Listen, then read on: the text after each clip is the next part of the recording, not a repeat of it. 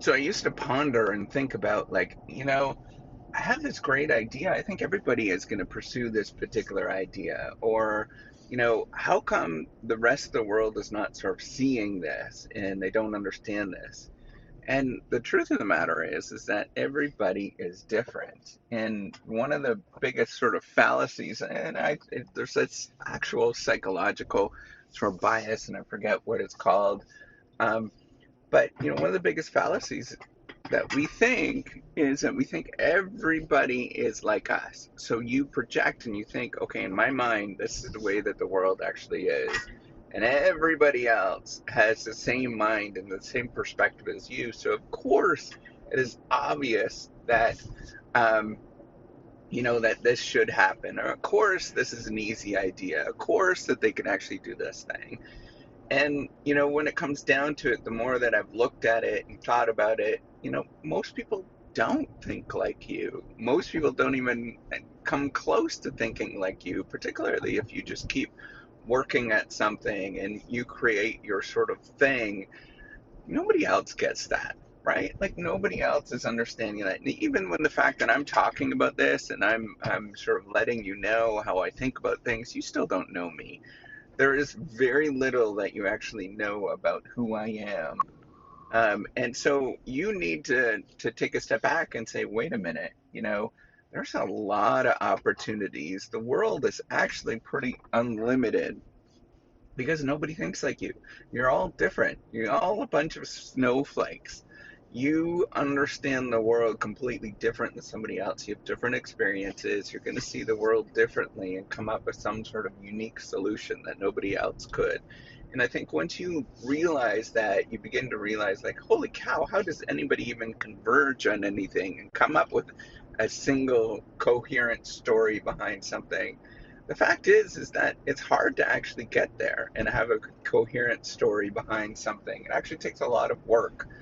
And, you talking about your thing, or, you pursuing, maybe it's some entrepreneurial venture or pursuing some particular research or whatever, whatever the thing that you're doing, right? I don't know who's listening to this, right?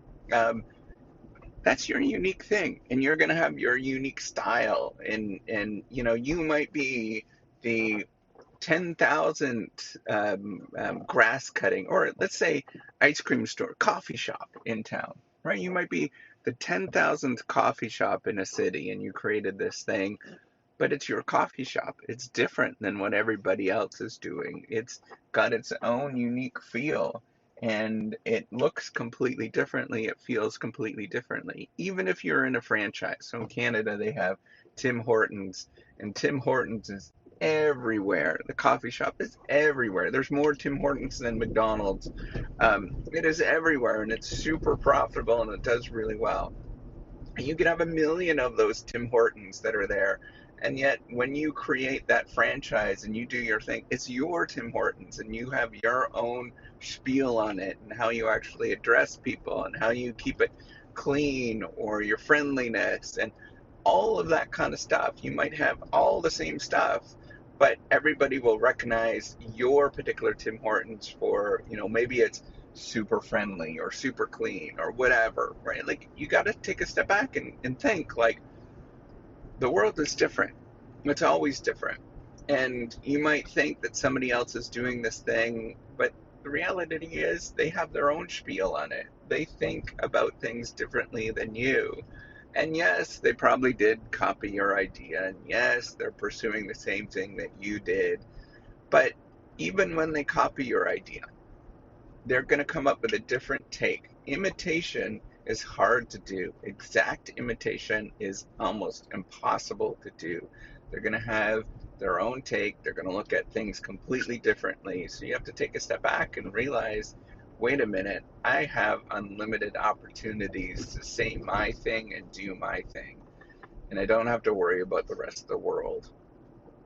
So I'm just saying, there's a lot of opportunities that you can do and you can pursue, and you just got to jump on those opportunities, because the world doesn't last forever. And yes, it's going to take a lot of work. Yes, it is really tough, but If you stand up and you stand up every day and you keep showing up and you show up every single day for a decade, for 2 decades, people get it. They start thinking, like, wait a minute, this is the real deal.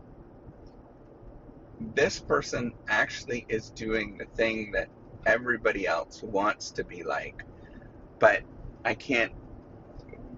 Um, we understand that that is true, and everybody else is sort of playing a game.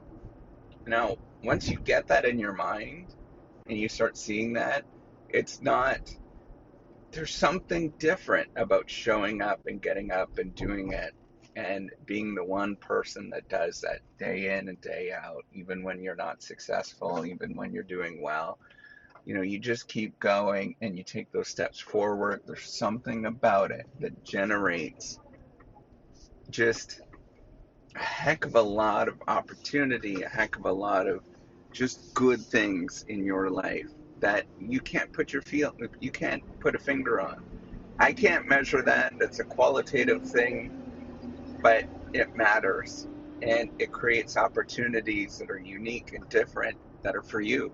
And you'll never know what those particular opportunities are. So I think do your thing. Keep going at it. Don't let the rest of the world push you around. Take those steps forward.